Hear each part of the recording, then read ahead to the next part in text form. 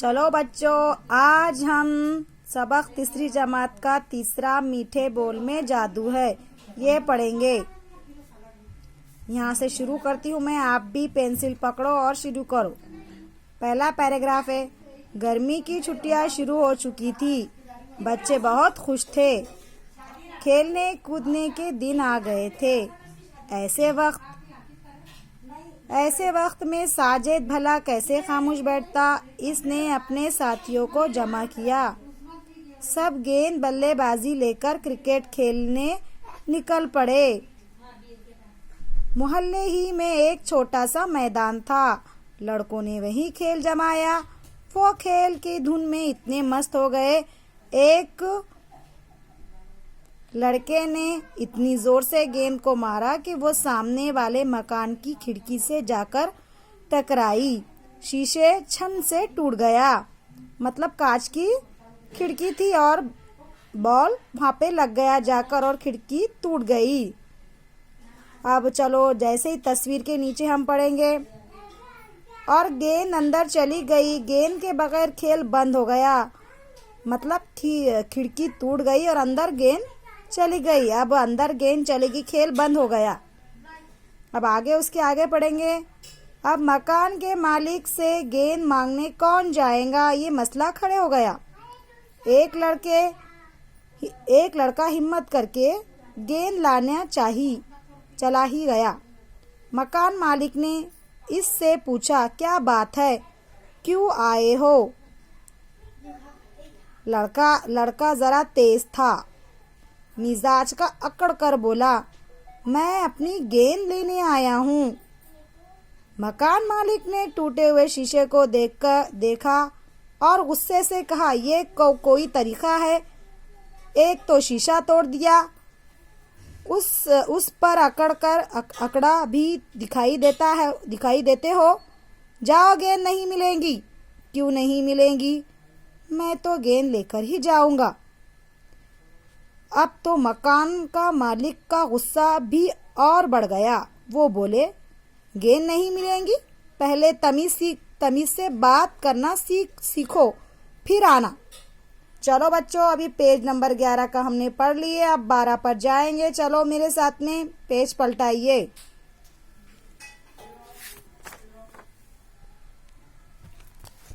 ये पेज पलटाया आपने। अब 11 के बाद 12 पेज निकालिए।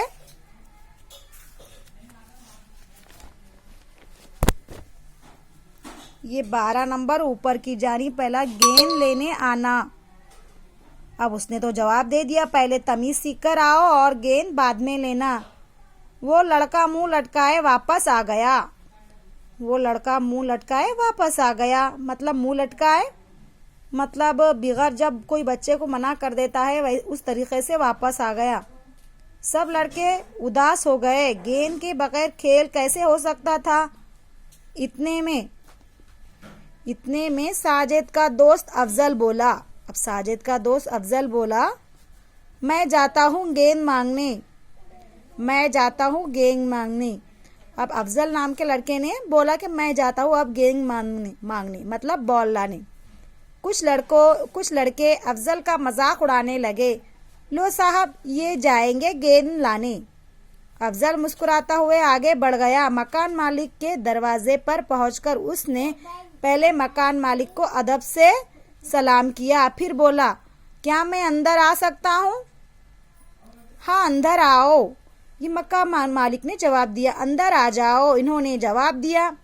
अफजल ने नरमी से कहा, जनाब, हम आपके नुकसान पर शर्मिंदा है। अगर आप कहे तो नया शीशा लाकर लगा दे। तुम कैसे लाओगे? मकान मालिक ने जरा नरम पड़ते हुए पूछा। अफजल बोला, मैं अपने जेब खर्च से खरीद कर लाऊंगा। अब अफजल ने कहा, मैं अपने जेब खर्च से, मतलब उनके अब्बा जो रोजाना खर्चे को देते थे, मैं जमा कर लाऊंगा। फिर उसके बाद क्या कहा, लेकिन इस नुकसान में तो तुम्हारे सभी साथी शरीक हैं। अब मकान मालिक ने उससे कहा, फिर तुम उसे अकेले ही क्यों पूरा करोगे? मकान मालिक ने कहा। अफजल ने जवाब दिया, اس لیے وہ سب میرے دوست ہے، اس لیے کہ وہ سب میرے دوست تھے۔ افضل کی باتیں سن کر مکان مالک بہت خوش ہوا۔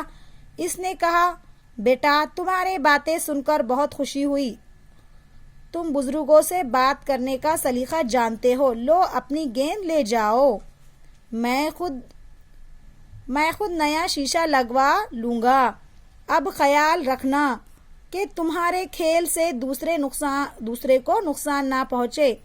افضل نے سلام کیا، گیند لے کر واپس آ گیا۔